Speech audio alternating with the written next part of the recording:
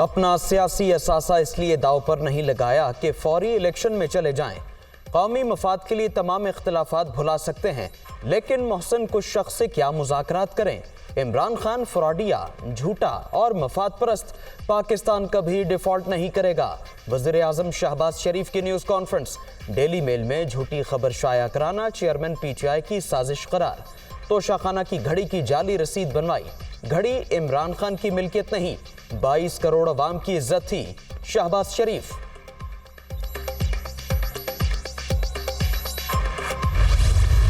ملک خدا نہ خواستہ جس ٹریجیکٹری پہ، جس تیزی سے نیچے جا رہا ہے، اس کے سارے قوم کے اوپر، سارے اداروں پہ اثرات ہوں گے۔ ایکسپورٹس بھی گر رہی ہیں، انویسٹمنٹ آ نہیں رہی، باہر کسی کو اب اعتماد نہیں رہا پاکستان کی اکانومی کے اوپر۔ اس سے زیادہ خوفناک سیناریو میں نے تو کبھی پاکستان کے اندر نہیں دیکھا۔ سب کو پتا ہے کہ اس کا حل ایک ہے، فری اینڈ فیئر الیکشنز۔ ملک کی معیشت تیزی سے نیچے جا رہی ہے، سرمایہ کاروں کا اعتماد ختم ہو چکا، صورتحال کے منفی اثرات تمام اداروں پر پڑیں گے۔ آج سب سے کہہ رہا ہوں، آواز بلند نہیں کریں گے تو ذمہ دار ہوں گے۔ عمران خان کا معاشی ٹیم کے اجلاس سے خطاب۔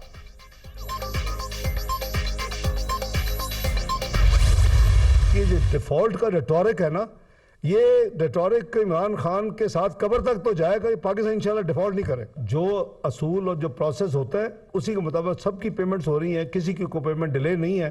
یہ ضرور ہے کہ کچھ صوبے اپنی استطاعت سے بڑھ کے اور جیسے پھینکنا ہوتا ہے وہ پیسے استعمال کر رہے ہیں، تو ان کو فسکل ڈسپلن کو فالو کرنا چاہیے۔ انہوں نے ایک سرپلس دینا ہے، وہ ہم نے نہیں، تو بجٹ پاکستان میں ان کے ساتھ طے ہوا ہے کہ وہ صوبہ اتنا سرپلس دے گا۔ ملک کو بدنام کرنے میں عمران خان سر فہرست، پاکستان کے ڈیفالٹ کرنے کی خواہش ان کے ساتھ قبر تک جائے گی۔ پی ٹی آئی دور میں ملک کی معیشت کو تباہ کیا گیا، ہم نے سیاست کی بجائے ریاست کو ترجیح دی۔ کسی صوبے کی ادائیگی میں کوئی تاخیر نہیں ہو رہی، صوبوں کو بھی مالی ڈسپلن دکھانا چاہیے۔ اسحاق ڈار کی میڈیا کو بریفنگ۔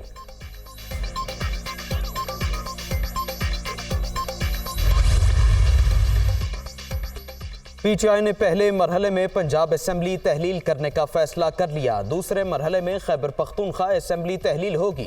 ارکان قومی اسمبلی دوبارہ ایوان میں پیش ہو کر اپنے استعفے دیں گے۔ عمران خان کی زیر صدارت راولپنڈی کے ارکان اسمبلی کے اجلاس کی اندرونی کہانی دنیا نیوز پر۔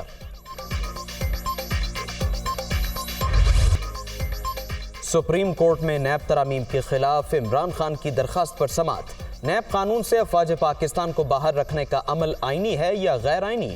جسٹس منصور علی شاہ کا پی ٹی آئی سے سوال۔ جو شقیں نکالی گئیں ان سے قانون ہی غیر مؤثر ہو گیا، مقدمے میں اسے اصل حالت میں بحال کرنے کا کہا گیا ہے۔ جسٹس اعجاز الحسن، نیب قانون میں بہت سے سقم تھے، ترامیم ملکی قانون میں پیش رفت ہے۔ چیف جسٹس عمر عطا بندیال کے ریمارکس۔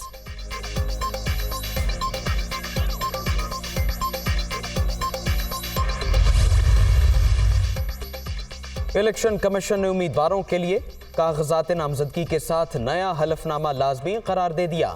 زیر کفالت افراد کے مکمل کوائف، اثاثوں کی تفصیلات فراہم کرنا ہوں گی، دوہری شہریت نہ ہونے کی شک بھی شامل۔ حلف نامہ فوری طور پر نافذ العمل ہوگا۔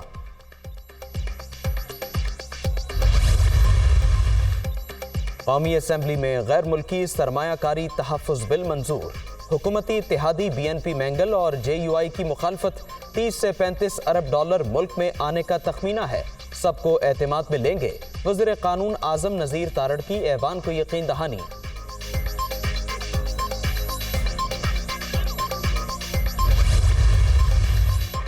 وزیر مملکت ہنا ربانی پاکستان بھیجنے پر جماعت اسلامی کے رکن کا اعتراض۔ قومی اسمبلی میں ماحول کشیدہ ہو گیا، مریم اورنگزیب، شہری رحمان اور شازیہ مری کا سخت رد عمل۔ عبدالاکبر چترالی نے معافی مانگ کر اپنے الفاظ واپس لے لیے۔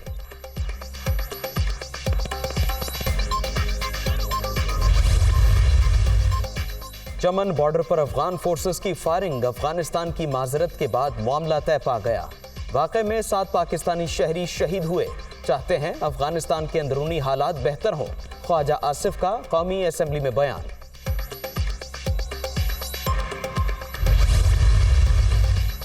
13 جماعتوں کا اتحاد اکیلے عمران خان کے سامنے ریت کی دیوار ثابت ہوا۔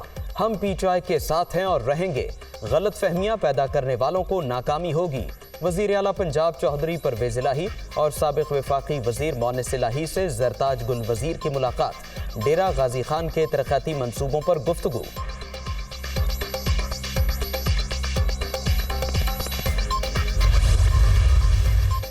ملکی معیشت کو سنگین چیلنجز کا سامنا، سیاستدانوں کو حالات کا ادراک کرتے ہوئے ایک پیج پر آنا چاہیے۔ عمران خان سے رابطہ کر کے کہا تھا پہلا ایجنڈا معیشت کو رکھیں تو ساتھ چلوں گا۔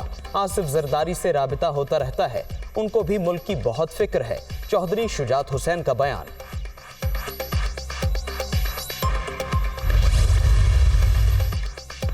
وفاقی کابینہ کا اجلاس آج ہوگا، ریکوڈک منصوبے کی تعمیر سے متعلق معاہدے کی منظوری سمیت 3 نکاتی ایجنڈا زیر غور آئے گا۔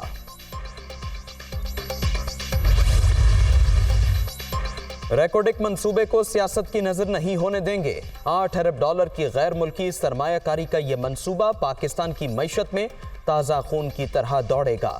ملک اور صوبے کے مفاد میں اس سے بہتر معاہدہ نہیں ہو سکتا تھا، وزیر اعلیٰ بلوچستان عبدالقدوس بزنجو۔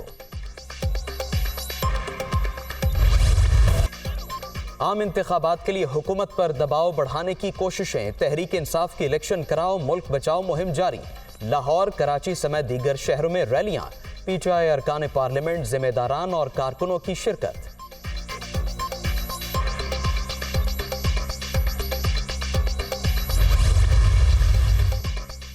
تاریخ میں پہلی بار 4 اکائیوں کا وفاق کے خلاف احتجاج ہوا، خیبر پختونخوا، گلگت بلتستان، پنجاب اور آزاد کشمیر حق تلفی کے خلاف احتجاج کر رہے ہیں۔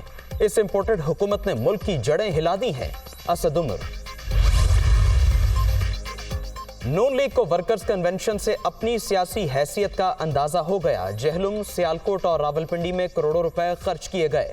نون لیگ کی غیر مقبولیت عیاں ہو چکی، اس لیے یہ الیکشن سے بھاگ رہے ہیں، فواد چودھری۔ پاکستان معاشی دلدل میں پھنس چکا، جعلی حکومت، سٹرکچر کے پاس فیصلہ سازی کے لیے کچھ نہیں، سرمایہ کار ڈالروں سے محروم، ہمارے بچوں کا باہر کروڑوں روپیہ موجود نہیں، اس لیے ہم معیشت پر زیادہ پریشان ہیں، پی ٹی آئی رہنما حماد اظہر کی میڈیا سے گفتگو۔